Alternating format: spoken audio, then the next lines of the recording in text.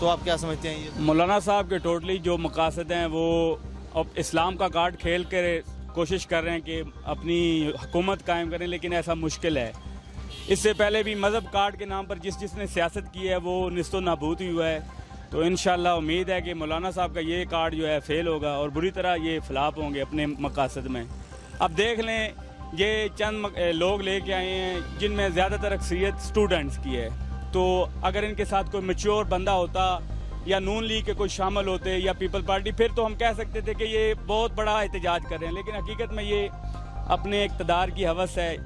اگر ان کو آج بھی کوئی اقتدار میں کوئی سیٹ مل جائے تو یہ ختم کر دیں گے، ابھی ختم کر دیں گے، ان کو ابھی کچھ مل جائے تو میرا نہیں خیال کہ ان کا یہ مارچ کامیاب ہوگا۔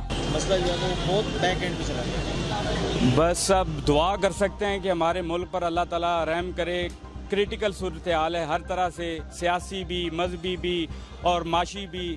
اللہ تعالیٰ ہمارے ملک پر رحم کرے۔ جتنے یہ دیکھ لیں آپ حالات کتنے کریٹیکل جا رہے ہیں، ایک طرف دھرنوں کی سیاست ہو رہی ہے، ایک طرف لانگ مارچ کی سیاست ہو رہی ہے اور ملک میں حادثات کی صورت بنی ہوئی ہے۔ یہ اصل میں ہمارے اپنے گناہ ہیں جو ہم کرتے رہے ہیں، جس کا آج ہم خمیازہ بھگت رہے ہیں۔ تو کشمیر پر تو جو کچھ ہو رہا ہے وہ تو آج سے نہیں، 73-74 سال سے یہ ظلم ہو رہے ہیں۔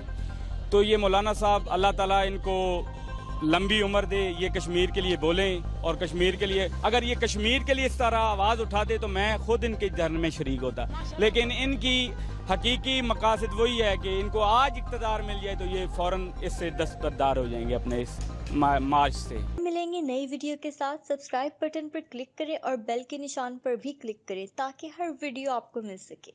اپنا خیال رکھیے گا۔ اللہ حافظ۔